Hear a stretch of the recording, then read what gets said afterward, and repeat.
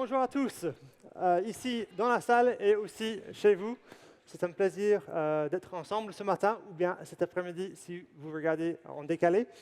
J'aimerais juste prendre un temps pour remettre ce temps ensemble entre les mains du Seigneur. Seigneur, merci pour cette journée, merci pour le soleil qui brille, merci parce que tu es maître de la création, Seigneur, et que le soleil brille ou s'il neige ou s'il pleut, tu restes Dieu. Et Seigneur, nous nous réjouissons pour la chaleur, nous nous réjouissons aussi pour le froid. Et Seigneur, nous nous réjouissons d'être là dans ta présence ce matin. Seigneur, je prie que tu sois avec nous, auprès de nous ce matin. Accompagne-nous dans nos chants, dans notre écoute de ta parole. Seigneur, que nous soyons disposés à entendre ta voix. Au nom de Jésus. Amen. Donc, bienvenue à notre culte ici à l'église protestante baptiste, une famille qui grandit à Ponto Combo. Aujourd'hui, on est tous ensemble. Il n'y a pas de célébration à Roissy, mais la semaine prochaine, et puis Pâques aussi, on va faire aussi le culte à Roissy. J'aimerais commencer ce matin avec un verset, une lecture dans les psaumes. C'est le psaume 40. Verset 6. Ô Éternel, mon Dieu, toi, tu as accompli tant d'œuvres merveilleuses et combien de projets tu as formés pour nous. Nul n'est semblable à toi. Je voudrais publier, redire tes merveilles, mais leur nombre est trop grand. Peu importe l'état de notre âme ce matin, c'est bien de commencer notre temps ensemble en se rappelant de tout ce que Dieu a fait pour nous dans le passé. Et cela nous encourage d'avancer quand la vie n'est pas forcément tout en rose, n'est-ce pas? Au lieu de nous laisser distraire ce matin par les problèmes, les soucis, petits ou grands, laissons-nous recentrer sur notre Dieu, qui est si grand, si puissant et si bon. Et on va chanter ensemble notre premier chant. On peut se lever pour louer notre Dieu.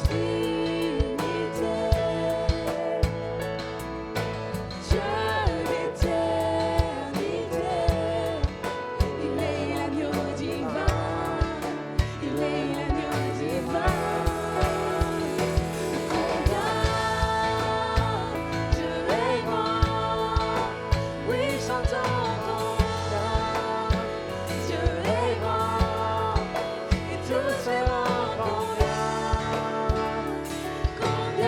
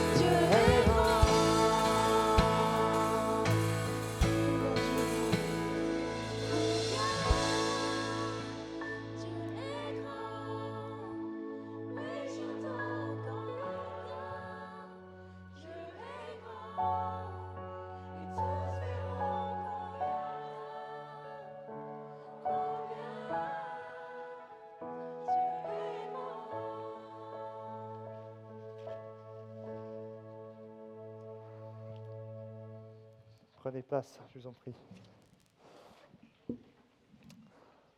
La première citation que j'ai lue dans les psaumes était belle, mais peut-être que vous êtes en train de vous dire oui, mais c'est un peu incohérent avec ce que je vis en ce moment. J'aimerais juste resituer cette citation dans son contexte, car ce qui rend encore plus magnifique cette citation est le fait que tout ne roulait pas tranquillement pour David non plus, le personnage qu'il a dit. Il a aussi dit « J'ai mis tout mon espoir en l'Éternel. Il s'est penché vers moi. Il a prêté l'oreille à ma supplication. » Et oui, Dieu nous écoute quand nous crions vers lui. Il m'a fait remonter du puits de destruction et du fond de la boue. Te sens-tu dans le puits ce matin? Au fond de la boue? Car c'est là où David était quand il a crié vers Dieu.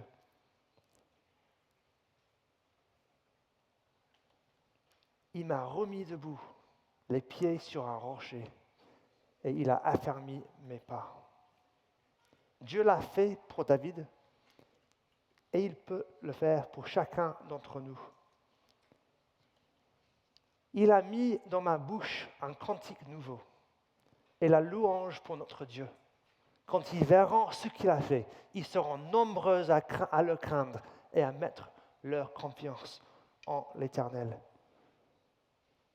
Je ne sais pas si ce matin nous allons chanter un cantique nouveau. Peut-être pour certains d'entre vous, il y aura des nouveaux chants. Mais peu importe, Dieu prend plaisir en nos louanges, même si c'est des vieux chants. Et ce qui est encore plus beau, c'est que Dieu se sert de nous comme exemple pour se révéler aux autres. Quand ils verront ce qu'il a fait, ils seront nombreux à la craindre et à mettre leur confiance en l'Éternel. Quand nous témoignons de ce que Dieu fait en nous, quand nous sommes au plus bas, ça aide ceux qui sont autour de nous de voir non pas que nous sommes forts, mais que Dieu est fort. Et c'est l'essence de vivre et dire l'Évangile. On peut le dire aussi par notre vie. Les prochains chants que nous allons chanter vont nous amener un peu dans un cheminement à vivre aussi les différentes étapes que David a vécues. Du fond du trou jusqu'à mettre son espoir en l'Éternel. Et puis la joie de savoir qu'il est sauvé.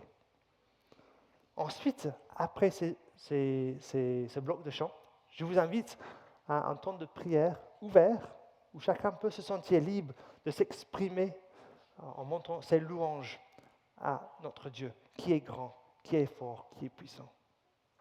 C'est aussi pendant ce temps de prière où les enfants vont nous quitter. Ce sera affiché à l'écran si vous oubliez, mais je le dis avant.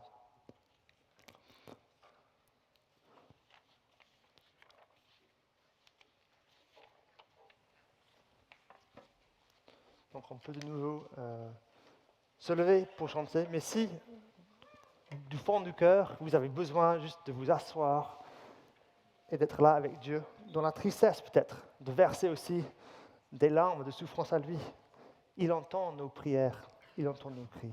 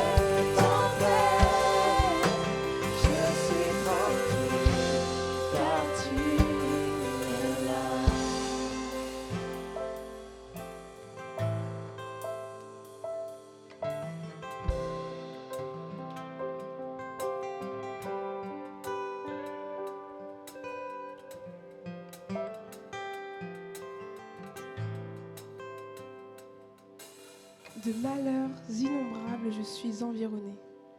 Mes transgressions m'accablent. Je n'en supporte pas la vue.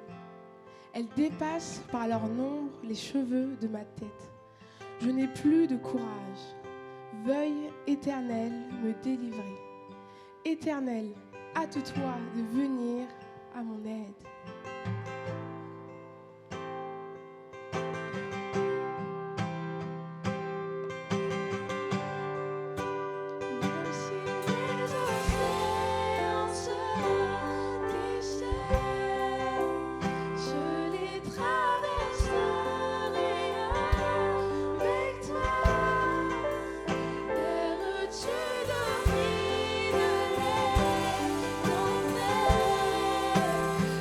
Je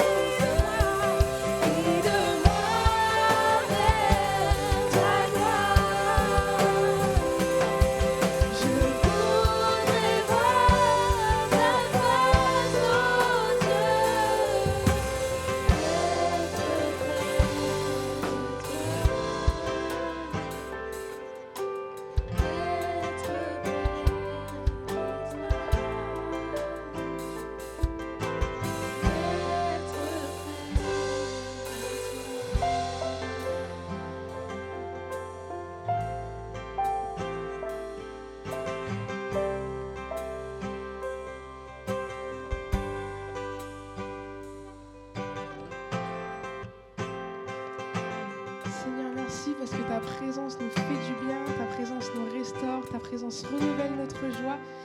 Et nous voulons faire monter vers toi notre joie et tout ce que tu mets en nous, Seigneur. Vraiment, on veut te les donner ce matin. Je chanterai de tout cœur les merveilles de mon papa Yahweh. Il m'a ôté des ténèbres, il m'a délivré de tout péché.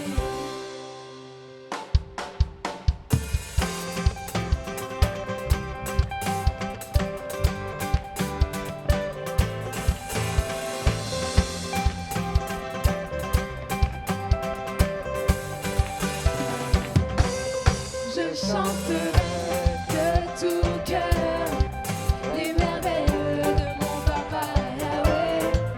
Il m'a ôté des ténèbres, il m'a délivré de tout péché.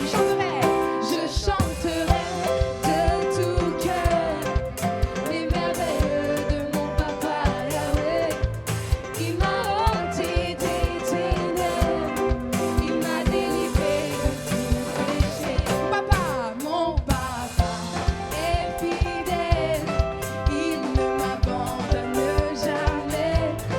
Je n'ai plus rien à craindre, car Yahweh m'a libéré.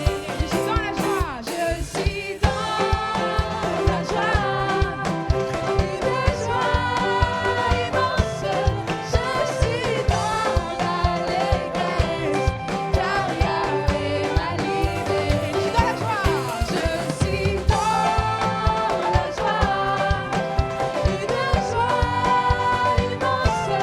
Je suis dans l'allégresse, car Yahweh m'a libéré. Je chanterai de tout cœur les merveilles de mon papa Yahweh. Il m'a ôté des ténèbres, il m'a délivré de tout péché. Papa est fidèle, mon papa est fidèle, il ne m'abandonne jamais. Je n'ai plus rien à craindre, car Yahweh m'a libéré. Je suis dans la joie ce matin, je suis dans la joie, une joie immense. Je suis dans l'allégresse, car Yahweh m'a libéré. Je suis dans la joie, une joie immense. Je suis dans l'allégresse, car Yahweh m'a libéré. Je suis dans la joie, une joie immense.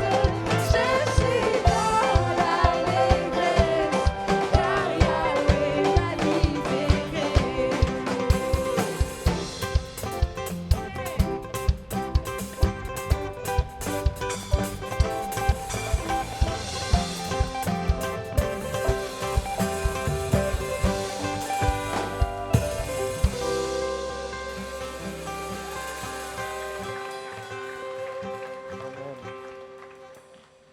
Pour les 3-4 ans, vont nous quitter. Les teens, vous restez avec nous aujourd'hui.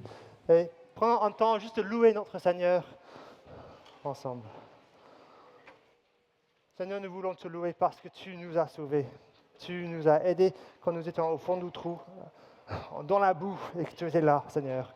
Tu es toujours là pour nous. Merci, Seigneur. Amen. Merci Seigneur pour la bonne nouvelle de ton pardon, la bonne nouvelle de ton amour qui vient jusqu'à nous. Peu importe le puits, peu importe sa profondeur, tu es là et nous te bénissons Seigneur parce que c'est toi qui mets cette joie. Elle est parfaite et nul ne peut nous l'ôter Seigneur. À toi la gloire. Amen. Mais Seigneur, quelle joie de savoir que mon éternité sera avec toi, auprès de toi. Amen. Seigneur, et plus de larmes, plus de tristesse, plus de maladies, plus de douleurs, plus de souffrances, Seigneur. Merci de nous donner, Seigneur, déjà cet avant-goût, Seigneur, et gloire à ton nom parce que tu es venu jusqu'à nous pour cela. Et tu as subi, Seigneur, le pire des martyrs pour cela. Gloire au nom de Jésus-Christ, notre Sauveur et Seigneur. Amen. Ô Père éternel, tu nous invites à nous décharger sur toi de tous nos soucis. Aujourd'hui, nous te remettons tout, Seigneur. Prends tout, Seigneur. Mais viens nous révéler ce qui te déplaît en nous, Seigneur. Nous te demandons pardon pour toutes les fois où nous avons pu fauter contre toi. Mais viens, Seigneur, viens, prends tout. Et que toutes ces choses, Seigneur, qui te déplaisent, Seigneur, puissent vraiment être bannies de notre vie. Que toi seul, Seigneur Jésus, tu sois notre roi. Toi seul, tu sois notre guide. Merci pour tout ce que tu fais dans nos vies, ô Père. Amen. Notre Dieu, Père de gloire, je veux te remercier de tout cœur pour cette paix que tu m'as donnée, cette paix que tu nous donnes tous les jours, Seigneur. Merci pour ta présence dans nos vies, Seigneur. Gloire, honneur, puissance, victoire, sagesse à toi, notre Dieu. Merci pour ton Fils Jésus-Christ. Amen.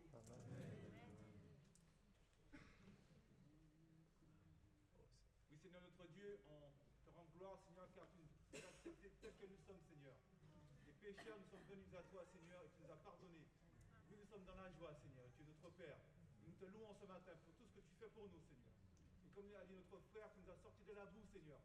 Nous avons ce sujet de joie de te louer, Seigneur, ce matin. Au nom de Jésus, Amen. Seigneur, merci pour ce que tu as dans notre vie, Seigneur. Père, nous te remercions d'être là pour toi ce matin, Seigneur. Nous n'avons pas pris compte que ceux qui sont dehors, Seigneur, qui ne sont pas là, Seigneur. Et tu nous as fait grâce, Seigneur. Nous te demandons, Seigneur, d'aider nous, Seigneur. Merci, Seigneur, pour tes promesses, Seigneur. Dans l'océan comme dans le feu, Seigneur. C'est toi qui es avec nous. On est tranquille parce qu'on s'est reposé sur ton ciel, Seigneur. Bénis-nous, Seigneur. Bénis l'église, Seigneur. Bénis ceux qui ne sont pas là, Seigneur, qui sont à l'hôpital. Chez eux, Seigneur, tu connais tous ceux qui sont pour toi, Seigneur. Merci encore pour tout ce que tu as fait dans notre vie. Parce que c'est toi seul qui nous dit gloire et gloire à Dieu. Pour les siècles des siècles. Amen.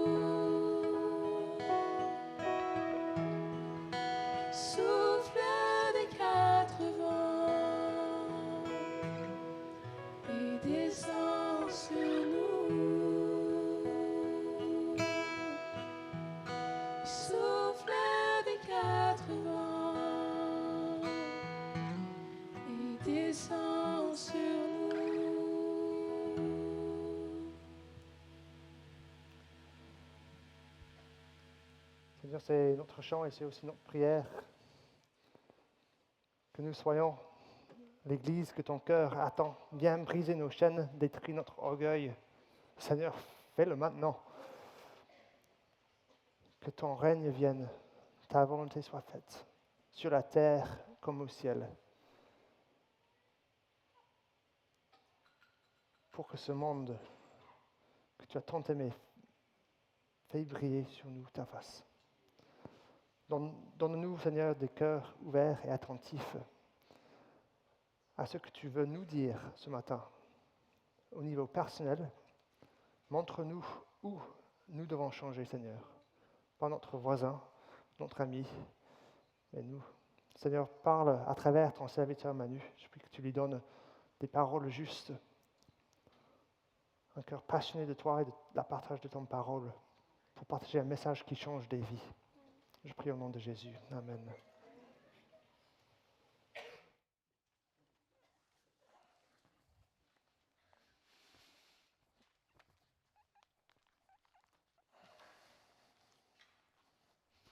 Merci Paul, merci l'équipe. Pour les teens, en effet, vous restez avec nous pour le message, mais juste après le message, vous partirez avec Fred. Est-ce que Fred, tu peux te lever là où tu es? Fred, voilà. Donc les teens, vous partirez avec Fred et vous aurez un temps d'échange, de discussion autour du culte et du message, plus particulièrement juste après le message, pardon. Donc avant les annonces avec Fred et au niveau de la mezzanine. Voilà, dans la salle. On fait ça une fois par trimestre pour que les teens, peu à peu, se familiarisent avec nos cultes pour adultes et aussi en même temps apprennent à tirer des différents messages, des leçons aussi pour eux-mêmes. Paul a déjà prié, mais j'avoue, j'ai besoin encore de prier si vous le voulez bien. Donc je propose qu'on puisse encore se placer vraiment devant notre Dieu.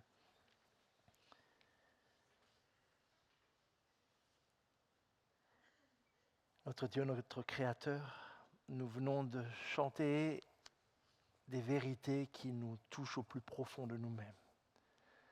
Savoir que tu es ce Dieu créateur, infini, tout-puissant, et en même temps pleinement intéressé par ce que chacun d'entre nous peut vivre. Et il nous arrive parfois de penser que nos vies sont insignifiantes et encore plus pour un Dieu aussi infini que toi, et pourtant ce n'est pas le cas. Tu connais chacun, chacune ici ce matin. Tu connais toute notre vie, nos cœurs, nos secrets, nos fardeaux, nos blessures, passées, présentes. Et tu veux te faire connaître. C'est ma prière vraiment, notre Dieu, que chaque dimanche où tu nous donnes la joie d'être à nouveau réunis, nous ne puissions pas laisser la routine, la familiarité ou l'indifférence s'installer, Seigneur. Mais au contraire, être pleinement conscient que derrière ces chants, derrière quelqu'un qui parle sur une estrade, il y a l'Esprit de Dieu qui anime, qui parle, qui agit, qui circule et qui veut éclairer tout ce que nous essayons de formuler, qui veut glorifier le Christ pour que nous puissions nous approcher du Père. Et c'est vraiment ma prière, Seigneur, que tu purifies toutes mes paroles, que tu ôtes tout ce qui n'est pas de toi, tout ce qui est inutile, Seigneur, pour notre édification. Afin que reste seulement ce qui pourra aider, ça restera mes mots à moi, Seigneur, mais qu'il puisse avoir ton effet à toi, ton impact à toi, car c'est toi qui as des paroles qui donnent la vie. Et nous aspirons à ces paroles, Seigneur. Rien ne nous comble dans ce monde, Seigneur. Rien ne vient étancher réellement cette soif. Seul toi as de telles paroles, parce que tu nous as créés et tu sais parfaitement pourquoi tu nous as créés. Pour être tes enfants. Pour te glorifier, pour vivre avec toi, par toi, pour toi. Et ici-bas, nous nous entraînons, nous apprenons, Seigneur, mais merci pour ce beau jour, en effet, et de nous la rappeler où nous vivrons parfaitement ce projet que tu avais conçu de toute éternité. Être une humanité qui vit dans la bonté, dans l'amour, à l'image de Dieu, son Créateur. Alors viens ce matin nous aider à faire un pas de plus dans cette direction, Seigneur. C'est vraiment ma prière pour la gloire de ton nom. Amen. Amen. Amen. Question existentielle. Qui fait attention à ne pas manger trop salé? Voilà, je ne suis pas le seul, je vois même des jeunes qui lèvent la main. J'ai eu peur que ça soit le propre de l'âge qui fait qu'on commence à être sensible au fait de ne pas manger trop salé. Alors on sait qu'il y a aussi trop gras et trop sucré, mais quant au fait de manger trop salé, et parfois, et maintenant on est quand même assez sensibilisé au fait de faire attention à notre alimentation. Et j'ai trouvé ce petit diagramme qui nous rappelle en effet que voilà, tous les aliments n'ont pas la même teneur en sel et que certains ont un excès de sel et peuvent être au final dangereux pour notre santé. Et donc ça fait aussi partie de la vie d'être sage et équilibré en tout cas dans tous les domaines, et y compris dans notre alimentation. Mais voilà, pourquoi vous parlez de sel? Parce que nous allons parler d'un verset que vous connaissez tous, une des paroles sans doute les plus populaires, en tout cas de notre Seigneur Jésus. Elle fait partie des expressions qui ont facilement traversé les siècles et facilement traversé les frontières, puisque le sel est un incontournable de la vie humaine, et ce depuis très longtemps. Le sel, vous êtes le sel de la terre. Je ne sais pas combien de prédicateurs depuis 2000 ans ont prêché sur ce texte, mais je pense qu'on doit être un certain nombre, donc je ne me fais pas d'illusions, je risque de ne rien vous apprendre, mais j'espère que l'Esprit de Dieu aura quand même quelque chose à nous dire. Mais peut-être avant de creuser un peu ce verset, il nous faut quand même juste réfléchir à qui Jésus est en train de dire cela en fait. Vous savez qu'on attache beaucoup d'importance à remettre les choses dans leur contexte. Vous êtes le sel de la terre. Qui est ce sel et à qui Jésus est en train de parler? Jésus, on le sait, cette phrase fait partie de ce grand discours qu'on appelle parfois le sermon sur la montagne. On l'avait appelé dans une de nos séries le discours du roi, l'un des plus longs enseignements du Seigneur. Et c'est au verset 13 où Jésus dit tout d'un coup « Vous êtes le sel de la terre ». Et lorsqu'il dit cela, en face de lui, tout près de lui, il a ses disciples, les 12, et assis aussi après ces disciples-là, il y a une foule relativement nombreuse. Est-ce que ce sont des centaines, est-ce que ce sont des milliers de personnes qui sont autour de lui et qui entendent cette déclaration? Mais plus important pour comprendre à qui il parle, c'est que juste avant, ce « vous », Jésus l'a décrit. En fait, ce « vous », ce n'est pas n'importe qui, il l'a décrit dans les versets qui ont précédé cette fameuse déclaration, quand il a dit « heureux », et là il énumère un ensemble de caractéristiques de disciples, qu'on appelle aussi les béatitudes à cause de ce mot « heureux » devant, où il dit « heureux ceux qui se reconnaissent spirituellement pauvres, vous êtes le sel de la terre. Ceux qui sont humbles, vous êtes le sel de la terre. Ceux qui ont faim et soif de justice, ceux qui ont le cœur pur, ceux qui témoignent de la bonté, ceux qui répandent autour d'eux la paix, ceux qui sont opprimés à cause de Jésus, vous êtes le sel de la terre. » Ça nous donne pour le « vous ». Mais maintenant, la question, c'est pourquoi est-ce que Jésus utilise cette image pour définir la vie chrétienne? Qu'est-ce qu'elle peut nous apporter? Le sel, pour nous, a surtout maintenant une place en termes de condiments alimentaires.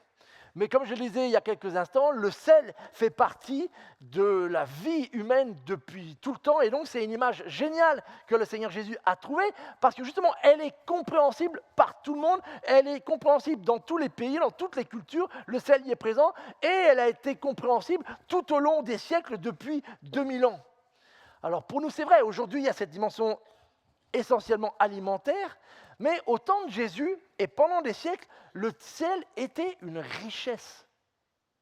Le sel, était même un article de luxe, au point qu'il était très souvent taxé. Et il y avait toutes sortes de contrebandes qui se mettaient en place pour échapper à la taxe du sel. Je ne sais pas si certains se rappellent même de votre cours d'histoire, et vous rappelez quel était le nom de l'impôt en France pour la taxe du sel. Alors qui ? La gabelle, voilà, je suis sûr que tout le monde le savait, mais c'était ce fameux impôt qui pouvait vous valoir 1 point lors du bac d'histoire, si vous vous rappeliez. Et quand est-ce que cet impôt sur la taxe du sel, il faut savoir qu'il y a eu des guerres à cause de ces taxes. Il y a eu des conflits civils dans de nombreux pays à cause de la taxe sur le sel. Et c'est seulement à la Révolution française que la gabelle, cette fameuse taxation sur le sel, a été supprimée. Parce que le sel était vraiment un outil de luxe. Je ne sais pas si vous le savez, mais qui perçoit un salaire mensuel? En fait, vous percevez du sel. Parce que notre mot salaire vient du mot sel.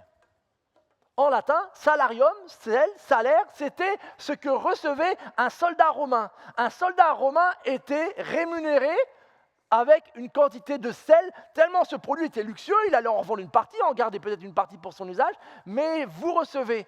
Donc, mesdames, si votre mari revient avec cela, peut-être il aura eu l'augmentation de salaire qu'il espère depuis longtemps. Allez, je t'augmente.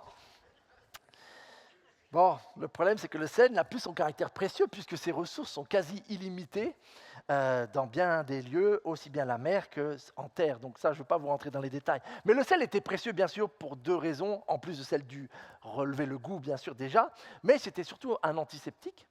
Donc c'était très utile. Il faut savoir que si vous n'avez plus de dentifrice, vous pouvez toujours vous laver les dents avec le sel. C'est très bon.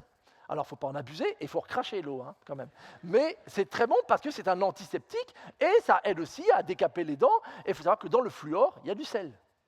Donc, vous vous lavez les dents avec le sel depuis des années sans même le savoir. Vous voyez, on apprend des choses. Mais c'était donc un antiseptique, c'était purifié. Et puis surtout, avant qu'on invente nos frigidaires, c'était surtout le seul et unique moyen par lequel on pouvait conserver des aliments pour une assez longue durée, donc le fameux sel sur la viande, sur les poissons, que l'on répandait en grande quantité afin de ralentir toute la putréfaction, tout le pourrissement de la nourriture.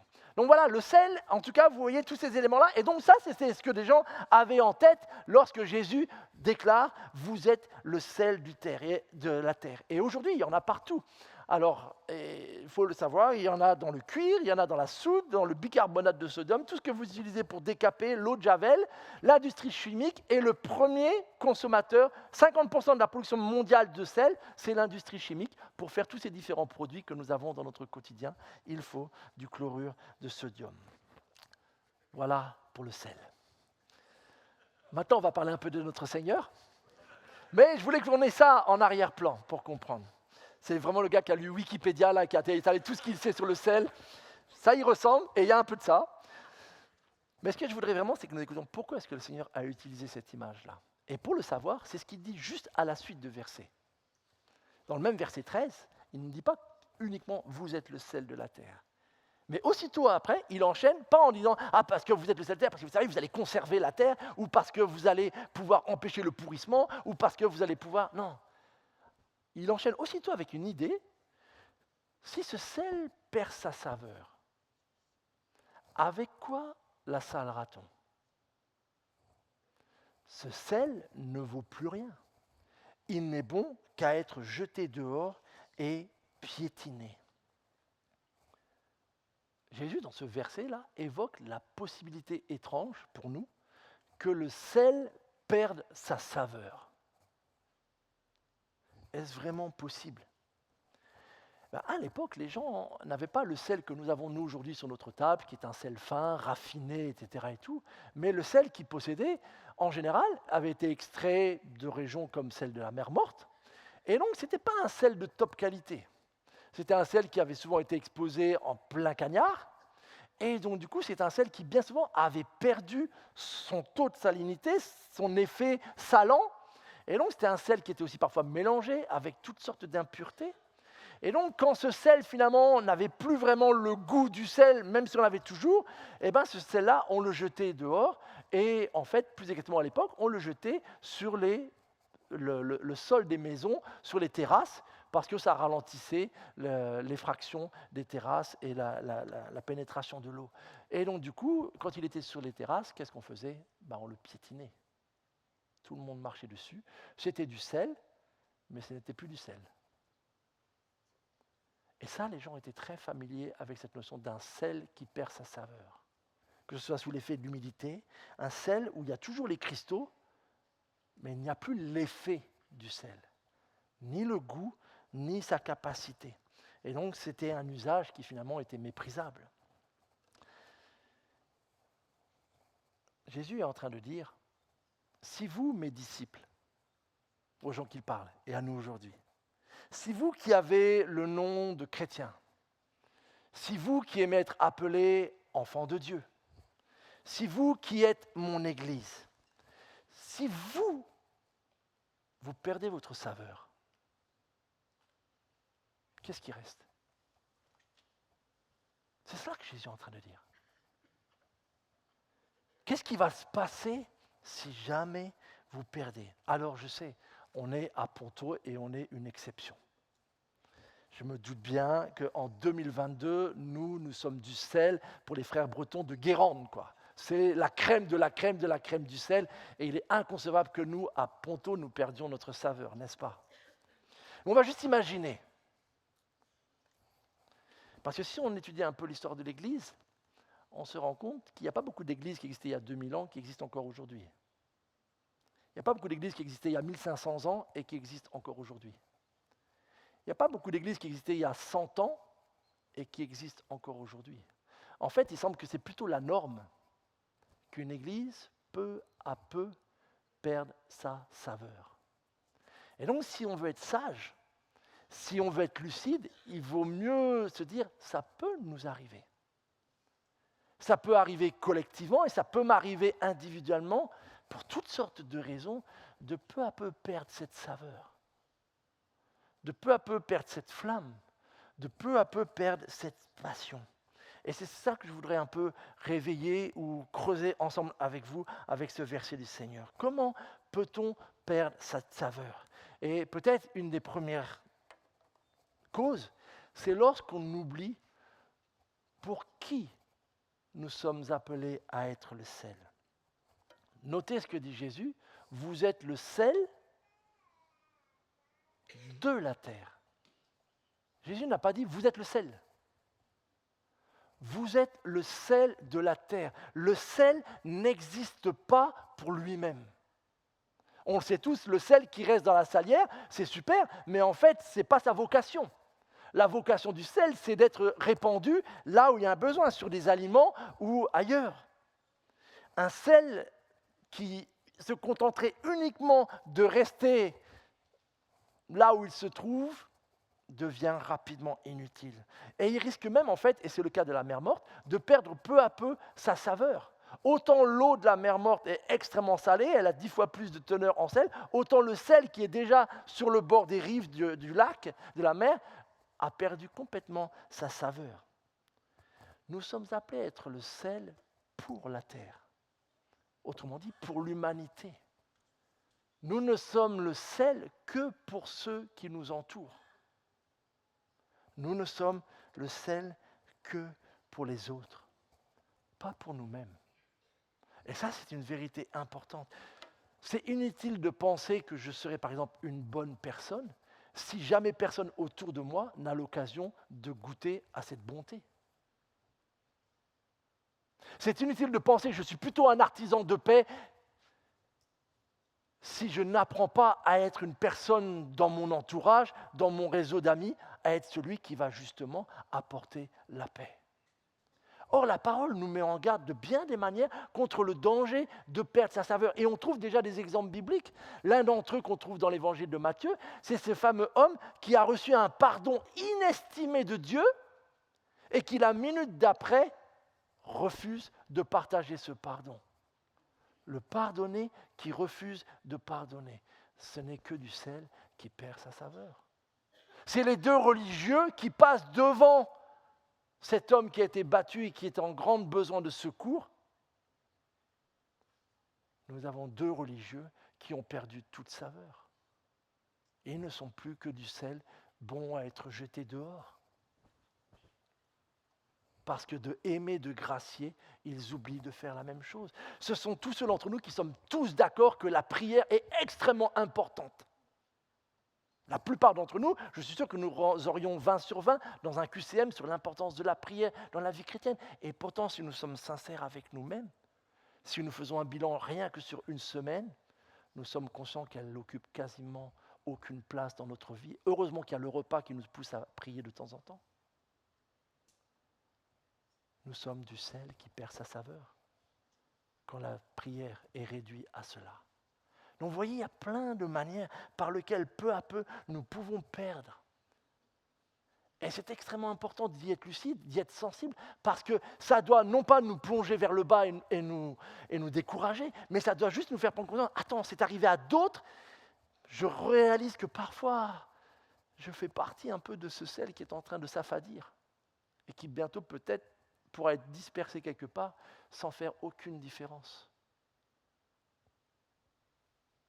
Ne perdons pas notre saveur. Rappelons-nous que nous avons été appelés à être par la présence de Dieu en nous, ce sel pour ceux qui nous entourent. Et c'est pour ça que lors de notre série, quand il a fallu dire un titre, on ne voulait pas dire l'évangile. Parce que l'évangélisation, tous on est d'accord, il y a un moment donné, il faut laisser la place aux paroles. Il y a besoin de proclamer, il y a besoin d'annoncer, il y a besoin de dire, il y a besoin d'articuler, d'exprimer le contenu de l'évangile. On est tous d'accord avec ça. Mais on peut être très doué ou on peut être d'accord avec ça. Vous savez très bien que si nous ne le vivons pas, si nos actes n'ont pas cette saveur, vous pouvez parler tout ce que vous voulez à ceux qui vous entourent. Ça fait bien longtemps que leurs oreilles sont fermées. Nous voulons vraiment retrouver ce zèle dans l'évangélisation, mais pour cela, il nous faudra vivre et dire. Et parfois, certaines personnes, vous auriez presque plus envie de dire, ne parle plus. Retrouve d'abord ce sel quand tu parles, de façon à ce qu'après, quand tu parleras du Seigneur Jésus, tu puisses avoir en face de toi des oreilles et des yeux ouverts. Nous voulons vivre et dire l'Évangile. Et donc, pour ceux qui nous entourent. La deuxième raison peut-être, c'est parfois, en tout cas, ce refus d'être différent. Vous avez là ici du sel mélangé à du sable. C'est ce qu'on utilise pour le désenneigement quand il est tombé un peu de neige. Là, on n'a pas eu assez de neige vendredi pour avoir besoin de saler les routes. Mais je me rappelle une année à Nantes où il était tombé ça de neige.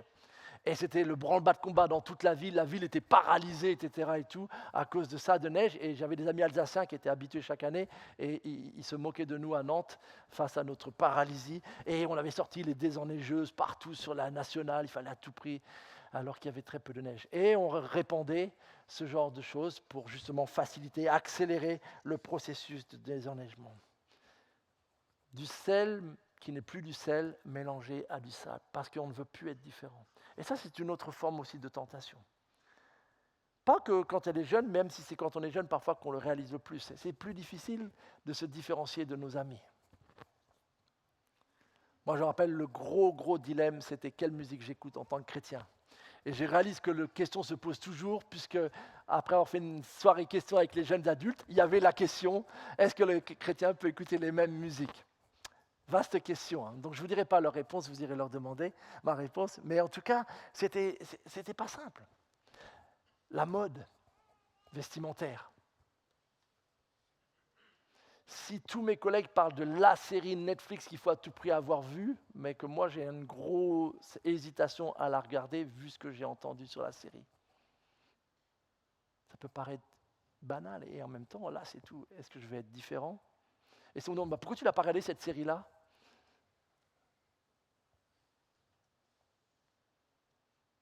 Si nous voulons à tout prix ressembler à nos amis sur tous les plans, la vie chrétienne va être très désagréable. Il vaut mieux accepter dès le départ que être chrétien, c'est être le sel, et le sel est différent. Je ne dis pas qu'il faut être différent dans son sens négatif, qu'il faut s'amuser toujours à contrer, et on est d'accord, je ne veux pas tomber dans la caricature. Mais il nous faut accepter que la seule manière d'avoir un effet, un impact, une réelle influence, c'est avec amour, avec bonté, avec grâce, accepter en même temps que le chrétien est différent. Pas par orgueil, pas par mérite, pas, mais à cause de la présence de Dieu en lui grâce à Jésus-Christ. qui fait que oui, il y a des choses que je ne vais pas faire, pas parce que c'est comme une loi et si je ne le fais pas, je perds mon salut, non. Mais parce que l'Esprit de Dieu, l'Esprit qui est amour, joie, paix et patience, fait que je ne prends pas vraiment plaisir à écouter de telles paroles. Je ne prends plus vraiment plaisir à regarder de telles images. Je ne suis plus trop en paix si je m'habille un peu n'importe comment. Parce que en Jésus-Christ, je veux vraiment être différent. Et nous devons vraiment prendre cela au sérieux, parce que le Seigneur dit, si ce sel perd sa saveur, avec quoi la salera-t-on? Voyez-vous, Jésus me fait un peu peur dans ce qu'il dit, parce qu'il évoque le risque de devenir inutile. Et je ne sais pas pour vous, mais il n'y a rien de plus horrible dans la vie que d'être inutile. J'ai un membre de ma famille qui vit dans un autre pays, et à un moment donné, il est tombé dans ce qu'on appelle un bore-out. Ce n'est pas le burn-out, mais c'est le fait, en fait, d'avoir trop peu de travail, et donc finalement de faire une déprime par perte de sens dans son travail. C'est la dépression, non pas par l'excès, mais par en fait l'absence de sens, le sentiment d'être inutile. On ne vous confie quasiment plus rien. Et c'est une souffrance tout aussi grande. Elle est peut-être plus rare, bien que maintenant on en parle quand même aussi dans certains contextes, etc. Mais ce sentiment d'être inutile. Et je me suis posé la question, est-ce qu'une église peut devenir inutile? On a souvent cette image-là, si jamais notre église disparaissait de Pont-au-Combo, est-ce que ça changerait quelque chose pour notre ville? Si vous disparaissiez de votre quartier, vos voisins le vivraient-ils mieux ou moins bien? Si vous changiez de travail, vos collègues vous regretteraient-ils? Ou est-ce qu'ils feraient un pot, mais après votre départ?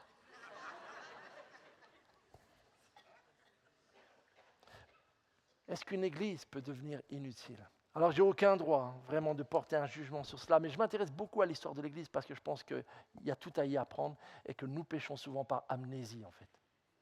Faute de reconnaître. 2000 ans d'histoire, ça fait quand même pas mal de leçons à tirer, je trouve. Et on le voit. Quand une église met de côté la parole de Dieu, ce n'est qu'une question de temps avant qu'elle perde sa saveur et qu'elle devienne inutile. Quand une église se mélange avec le pouvoir politique ou militaire, ce n'est qu'une question de temps avant qu'elle perde sa saveur et qu'elle n'ait plus rien à apporter. Quand une église oublie les pauvres et se met à glorifier les richesses, ce n'est qu'une question de temps avant qu'elle perde sa saveur et qu'elle devienne inutile.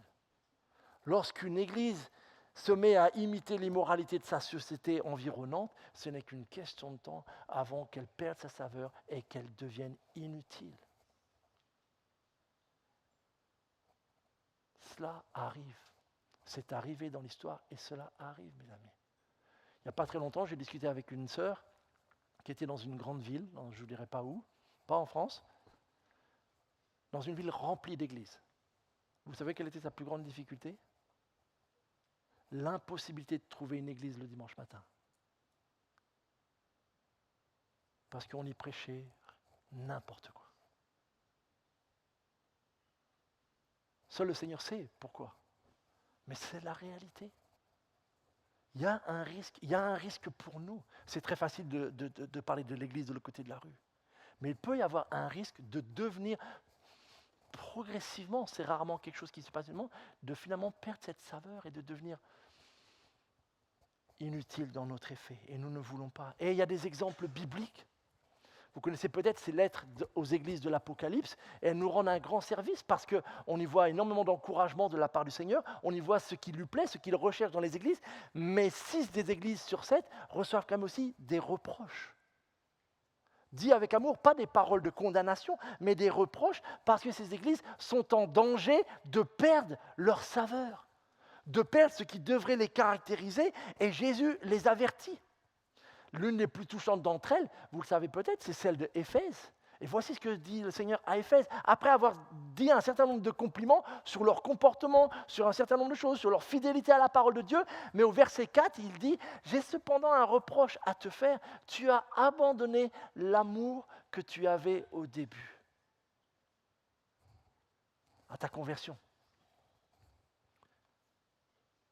Et il termine « Je viendrai à toi et je déplacerai ton chandelier. » On est compte de ce que Jésus est en train de dire à une de ces églises? C'est l'église que nous avons étudiée pour notre série Dirigée par l'amour, l'église d'Éphèse, la lettre de Paul aux Éphésiens. Comment c'est possible que cette église-là, 20, 25 ans après, soit avec un tel avertissement? Fondée par Paul, Timothée comme pasteur, des anciens triés sur le volet, une église rayonnante qui a embrasé tout le bassin méditerranéen, 25 ans plus tard. Si tu ne changes pas, je t'ôterai ton chandelier, je le déplacerai. Autrement dit, j'enlèverai ma présence, ma lumière, c'est l'image du chandelier. Cela peut arriver. Cela peut arriver. Mais, et je veux insister sur la bonne nouvelle, c'est qu'entre les deux, Jésus ne dit pas juste ça. C'est qu'il y a une bonne nouvelle. C'est que cet avertissement sur la perte du premier amour, cet avertissement sur cette perte de saveur, ce n'est jamais sur un ton de la condamnation, mais c'est comme un avertissement. Et c'est comme une invitation, et voici ce que dit en fait entre les deux passages le Seigneur Jésus. Allons, rappelle-toi d'où tu es tombé, change et reviens. Il y a un espoir, il y a une bonne nouvelle. Toujours, toujours, toujours. Nulle part le Seigneur ne condamne pour condamner. Lorsqu'il fait un diagnostic, aussi désagréable peut-il être, parce que je m'imagine que l'ancien qui a dû lire publiquement à Éphèse la lettre a peut-être eu envie de s'arrêter au verset 3 et sauter directement à la salutation. Et quand il a commencé à dire, en fait, le Seigneur a aussi un reproche à nous faire, il trouve que nous avons perdu notre amour. Et voici ce qu'il nous dit, allons, rappelle-toi d'où tu es tombé. Reviens et change. Je me suis posé la question, pourquoi le Seigneur me mettait à cœur ce passage-là? Et honnêtement, je ne pense absolument pas parce que nous serions dans cette situation-là actuellement. Mais je pense qu'il m'a vraiment imposé ce message sur le cœur en cette fin de semaine, parce que la tentation est là. Parce que le risque, il est toujours là, et parce que, je le redis, l'histoire de l'Église nous montre que cela arrive. Et que ignorer l'histoire de l'Église, ça serait se condamner à recommettre les mêmes erreurs que le passé. Or, nous ne voulons absolument pas perdre ce premier amour. Et dans les chants de ce matin, j'ai ressenti, en tout cas personnellement, qu'au contraire, il y avait cette aspiration à ce premier amour. Mais le risque est là. Voyez-vous, le risque est là de dimanche après dimanche d'enseigner la parole et de perdre la passion de le faire. Le risque est là de louer le Seigneur, même d'être dans un ministère de louange, et que peu à peu, ça soit une routine. Le risque est là de pouvoir enseigner des enfants à connaître Jésus-Christ, et puis de le vivre comme une corvée. Le risque est là d'être dans un ministère, dans l'Église, d'avoir démarré avec un zèle, et puis au fil des années, forcément une forme de routine, et puis avec la routine, une forme de tiédeur, et peu à peu, on n'a plus ce zèle, on oublie même de prier pour son ministère. Le risque est là. Ce n'est pas nouveau, c'est arrivé à d'autres. Et donc, je pense que le Seigneur nous met cela pour nous dire, attention, attention. Ne perds pas ce zèle, ne perds pas. Alors comment, et c'est ça que je veux finir parce qu'il y a un comment, rassurez-vous, vraiment. Comment entretenir cette saveur? Comment raviver cette flamme si je sens qu'elle me gagne parfois en termes de diminution? La clé, c'est justement la toute première béatitude. C'est la porte d'entrée de tout le discours de le Seigneur. Si vous comprenez ce verset-là, vous avez compris une grande part de l'Évangile. Rappelez-vous, Jésus est en train d'enseigner à toute une foule. Il est un maître. Et la toute première parole qu'il déclare, c'est « Heureux ceux qui se reconnaissent spirituellement pauvres ». Vous voyez la bonne nouvelle dans ce passage? Vous le voyez? On serait bien enquiquiné si le Seigneur a dit « Heureux ceux qui ont un taux de saveur méga salé ». Ce sont eux mes disciples. Heureux ceux qui prient chaque jour avec passion. Heureux ceux qui lisent la parole de Dieu. Heureux ceux qui ont témoigné de leur foi à chaque personne. Heureux. C'est bon, on n'irait pas plus loin. Mais la toute première béatitude, c'est la clé, mes amis. La première chose que Jésus attend de toi et de moi, c'est l'honnêteté. Et ça, c'est quand même une bonne nouvelle, de savoir qu'on a une foi qui se bâtit sur l'honnêteté. Donc, inutile de vouloir impressionner qui que ce soit en voulant passer pour être spirituel. C'est peine perdue. Je suis un pécheur, tu es un pécheur, il m'arrive d'être tiède, il t'arrive d'être tiède. On est dans le même bateau. La clé, c'est d'avoir cette lucidité parfois de faire le diagnostic où j'en suis. C'est ça la clé. Et c'est ça la bonne nouvelle. C'est une bonne nouvelle, pourquoi? Parce qu'il dit, c'est de telles personnes qui reconnaissent que peut-être en ce moment, ils sont secs. De telles personnes qui disent, en ce moment, j'ai plus soif que capacité à donner de l'eau à qui que ce soit, etc. Le royaume des cieux leur appartient. C'est-à-dire tout leur est offert. Le ticket d'entrée, c'est le fait de reconnaître, je ne mérite pas d'entrer. C'est le paradoxe de la vie chrétienne. Il est exprimé dans multiples versets, mais c'est le paradoxe. Et c'est pour ça qu'il y a aussi peu de personnes qui veulent devenir chrétiennes, parce que d'emblée, le Seigneur Jésus tue notre orgueil. Tu n'es pas là parce que tu as impressionné qui que ce soit. Il n'est pas né le chrétien qui m'a impressionné, je veux dire. Et des chrétiens m'ont influencé. Mais quelqu'un qui, sur toutes les jours de sa vie, ne m'aurait jamais déçu ou autre, il n'y en a pas, il n'y en aura pas. Et je ne peux pas être ça pour qui que ce soit. Heureux ceux qui se reconnaissent spirituellement pauvres. Seigneur, j'ai soif de plus. Seigneur, je sens que tout ce qui est autour de moi parfois m'influence et me fait perdre cette saveur. Je sens que parfois je ne vois aucune différence entre moi et mes voisins. Mais ça ne me satisfait pas, Seigneur. Je le reconnais, mais il n'y a que toi qui peux faire cela. Il n'y a que toi qui peux changer, qui peut agir. Et voyez-vous, c'est ce que le Seigneur aime faire. Un de mes chants préférés, dans ces moments-là, c'est ce fameux chant. Je ne sais pas si vous le connaissez, je crois que le titre du refrain, c'est « Je continuerai ». Mais j'aime l'honnêteté un peu de ce couplet, parce que pour une fois, il nous met là où on est vraiment, en fait. Bien souvent, on a des chants où, dès le départ, on démarre, on est tout là-haut, alors qu'en fait, on est ici. Et du coup, il faut faire un saut de géant, ou alors il faut faire semblant. Là, on a l'avantage, c'est qu'on démarre là où on est vraiment quand on arrive le dimanche matin pour beaucoup d'entre nous. Ce désert de lassitude où mes pas m'ont amené. Je ne sais plus trop où j'en suis. J'ai peut-être lâché ta main cette semaine. Probablement, j'ai dû lâcher ta main. Et dans ce silence, je veux me taire. Je ne veux pas chanter que tout va bien.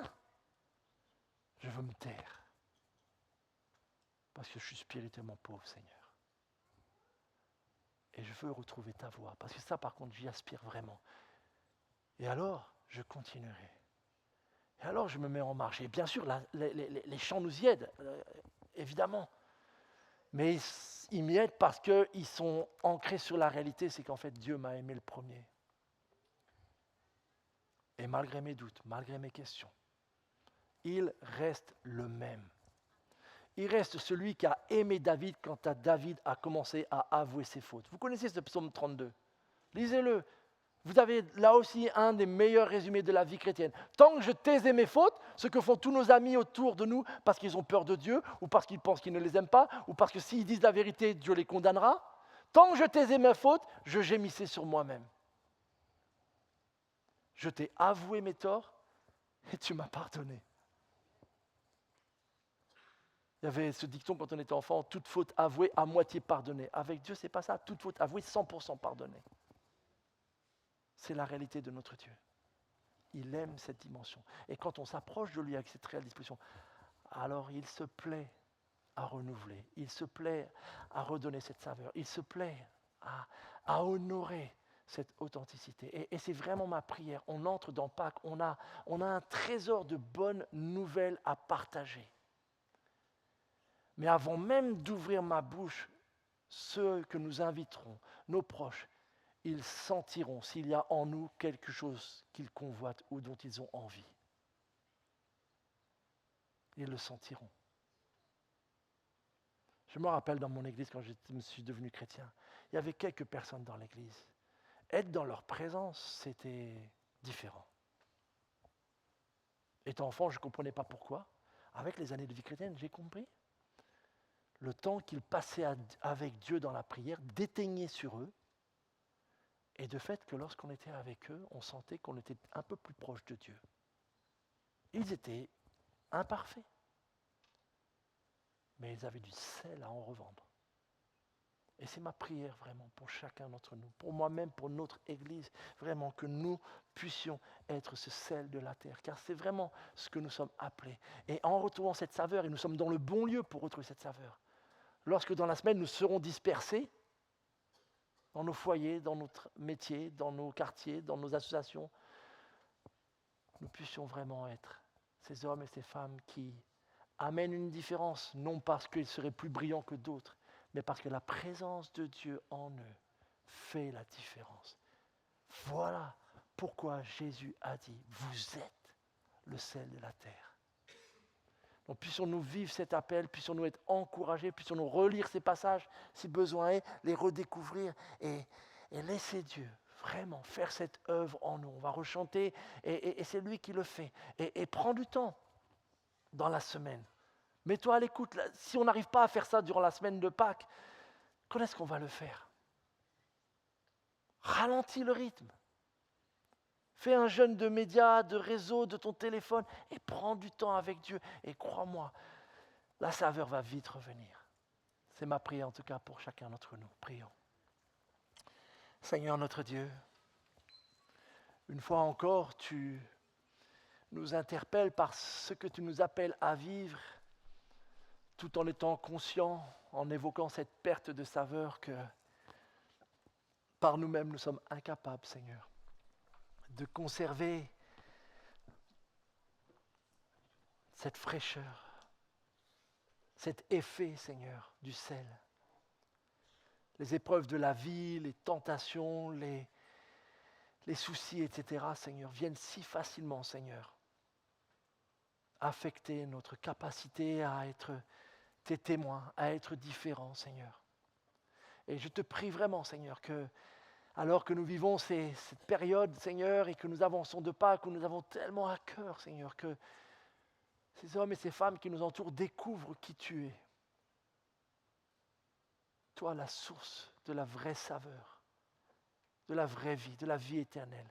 Nous te demandons la grâce de renouveler en nous cette faim, cette soif, Seigneur, de venir en nous, Seigneur, davantage, demeurer en nous.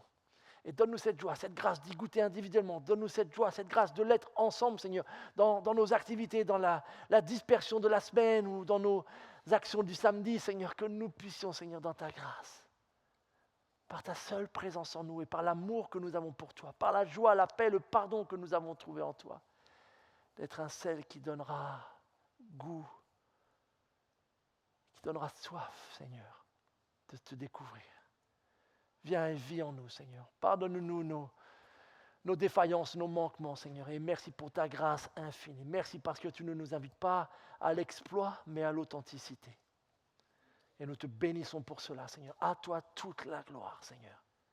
Sois béni, notre Dieu. Sois béni. Au nom de Jésus, ton Fils. Amen. Donc les teens, voilà, vous pouvez partir avec Fred et je relaisse la parole. Paul. Merci Manu. Je ne peux pas m'empêcher de relire ce verset et puis la suite pour présenter le prochain chant. Vous êtes le sel de la terre. Si ce sel perd sa saveur, avec quoi la salera-t-on? Ce sel ne vaut plus rien. Il n'est bon qu'être jeté dehors et piétiné. Vous êtes la lumière du monde. Une ville au sommet d'une colline n'échappe pas au regard. C'est ainsi que votre lumière doit briller devant tous les hommes, pour qu'ils voient le bien que vous faites et qu'ils en attribuent la gloire à votre Père céleste. Levons-nous et chantons ensemble.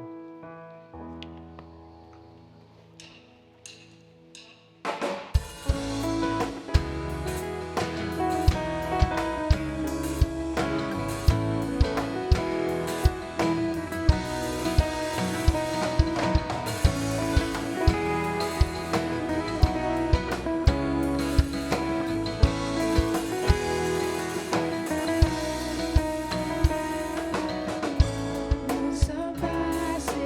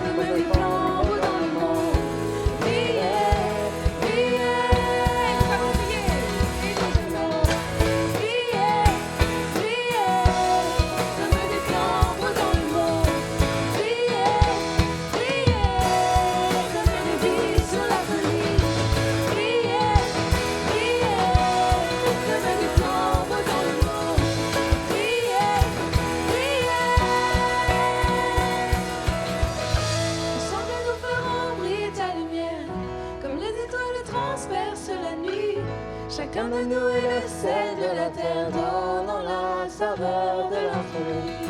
Ensemble nous verrons briller ta lumière, comme les étoiles transpercent la nuit. Chacun de nous est le sel de la terre, dans la saveur de l'infini. Ensemble nous verrons briller ta lumière, comme les étoiles transpercent la nuit. Chacun de nous est le sel de la terre, dans la saveur de l'infini.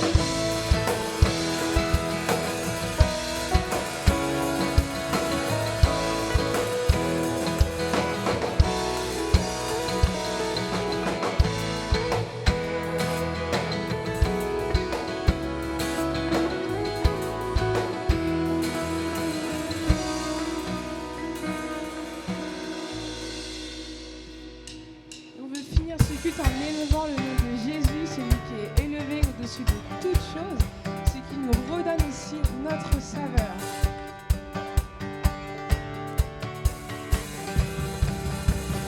Nous voulons voir.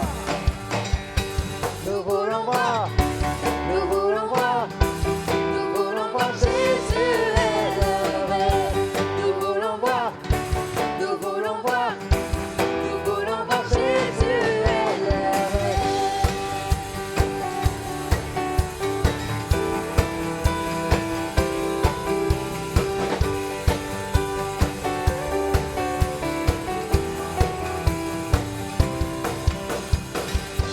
Nous voulons voir Jésus élevé, comme un étendard sur ce pays, pour montrer à tous la vérité et le chemin vers le ciel. Nous voulons voir Jésus élevé, comme un étendard sur ce pays, pour montrer à tous la vérité et le chemin vers le ciel. Nous voulons voir, nous voulons voir, nous voulons voir Jésus élevé. Nous voulons voir, nous voulons voir, nous voulons voir Jésus élevé. Pas à pas, allons de l'avant, peu à peu gagnons du terrain. La prière est notre puissance, les murailles s'écroulent à terre, à terre, à terre, à terre. Nous voulons voir Jésus élevé, comme un étendard sur ce pays, pour montrer à tous la vérité et le chemin vers le ciel.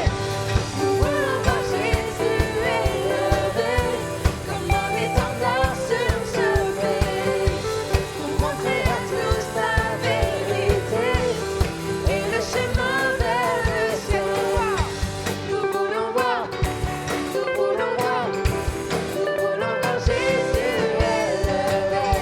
Nous voulons voir, nous voulons voir, nous voulons voir Jésus élevé. Nous voulons voir, nous voulons voir, nous voulons voir Jésus élevé. Nous voulons voir, nous voulons voir, nous voulons voir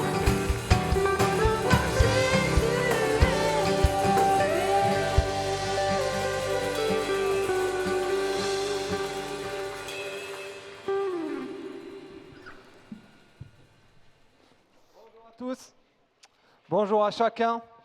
Et j'ai pas la zapette. Est-ce que quelqu'un a vu la zapette quelque part?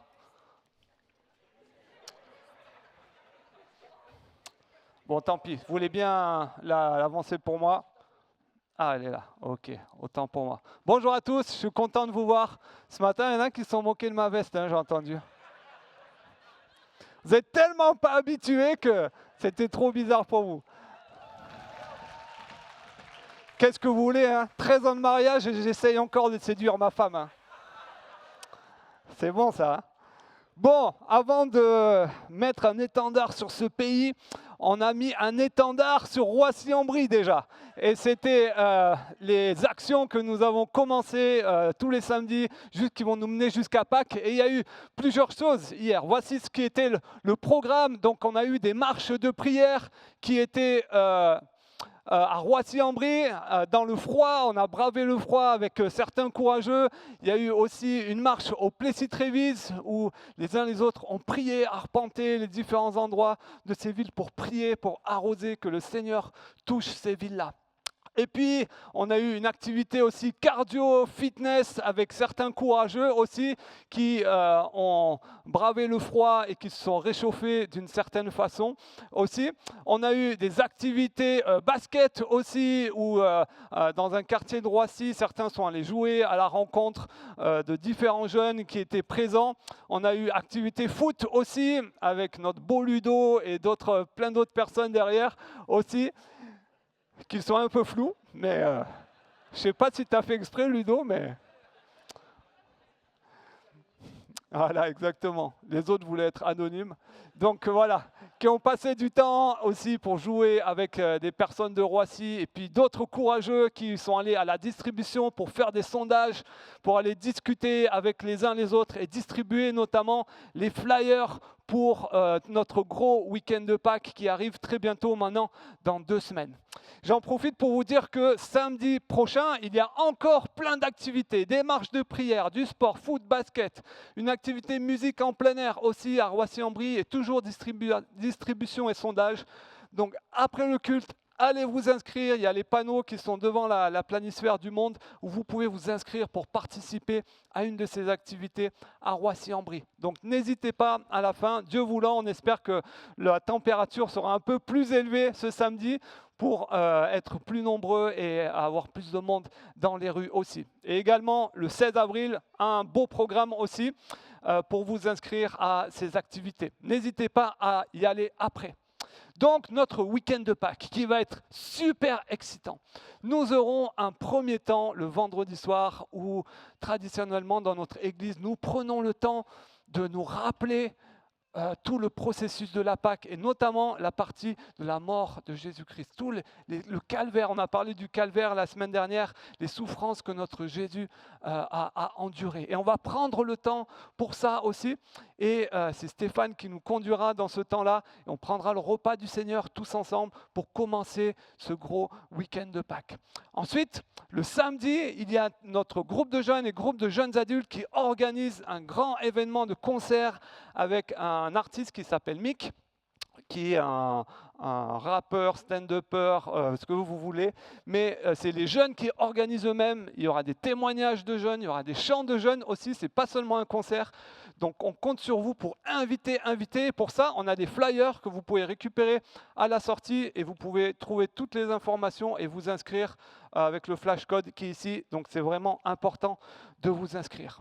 Et puis, le dimanche matin, nous aurons un Pâques extraordinaire parce que nous aurons un Pâques sur 3 sites, à Ponto ici même, à Roissy-en-Brie et au Plessis-Trévise. Nous aurons 3 lieux de culte sur cette même thématique de la réconciliation.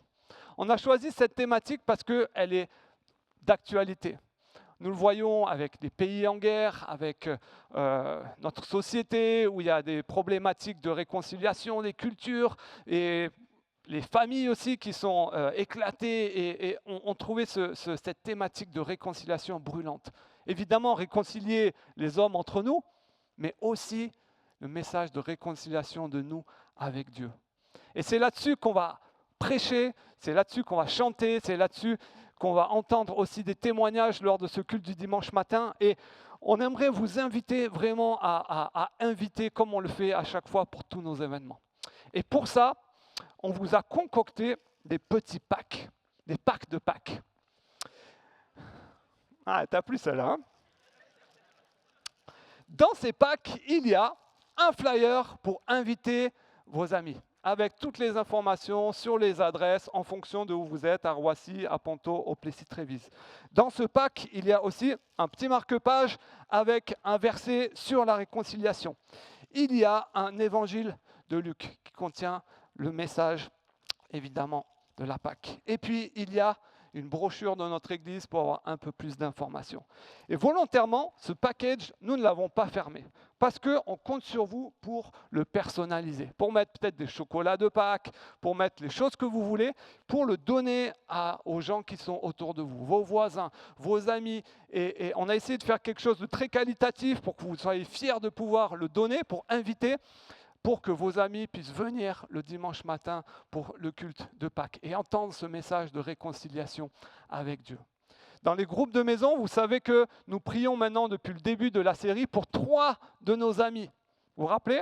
3 de nos amis où on prie intentionnellement pour eux. C'est peut-être l'occasion de franchir le pas maintenant, de leur donner ce package-là. Donc, il y en a 1500. C'est notre objectif que 1500 packs soient distribués pour Pâques. C'est un grand défi. Donc, à la sortie, vous verrez, il y a l'équipe d'accueil qui a des énormes cartons avec tous ces packages-là. On compte sur vous pour prendre des packages. Prenez-en autant que vous voulez, mais donnez-les et invitez-les intentionnellement. On vous encourage à ne pas les poser sur une table, sur un banc à l'extérieur, parce que l'impact, il est modéré. Mais si vous invitez de main à main vos amis, votre famille, vos collègues, et priez pour eux pour qu'ils puissent venir ce dimanche matin. Ça marche ? On relève ce défi ensemble. 1500 packages pour Pâques et sur les 3 sites. Autre information, ce lundi, donc demain soir, nous aurons une réunion spéciale prendre et contribuer. Évidemment, vous l'avez noté dans votre agenda, directement dans la salle où nous nous réunissons pour le site de Roissy, donc au restaurant Le Smile. Donc si vous avez plein de questions au sujet de notre projet multisite, des cultes qui ont démarré sur le site de Roissy-en-Brie, venez demain à 20h30, on aura un temps de louange, un temps de prière et surtout un temps de questions-réponses pour pouvoir apporter des réponses à vos questions. Donc rendez-vous directement là-bas demain à 20h30. Autre information. Après le culte, aujourd'hui, vous allez pouvoir vous inscrire pour les activités du samedi, mais il y aura un stand où il y a habituellement la librairie aussi, où nous avons des brochures pour toutes les colonies pour l'été 2021. Donc si vous cherchez des 2022, pardon, excusez-moi. Si vous cherchez des lieux, des endroits où vous pouvez envoyer vos enfants à partir de 6 ans, même ados ou même jeunes adultes, nous avons plusieurs camps avec Matania, avec Joie et Vie, avec l'événement Teen Street aussi organisé par OM cet été. Donc allez prendre des brochures, il y a des personnes qui seront derrière aussi qui pourront vous renseigner, vous donner des informations. Donc c'est le moment pour vous parents d'aller prendre des informations sur les colonies. Et puis, dernière information, on aimerait constituer une équipe de photographes pour nos différents événements, etc. Actuellement, c'est notre cher Ethel qui prend beaucoup de photos, mais peut-être que vous avez ces dons-là de photographe, peut-être que vous avez des qualités, vous estimez que vous prenez des bons clichés, soit avec votre téléphone, soit avec un appareil.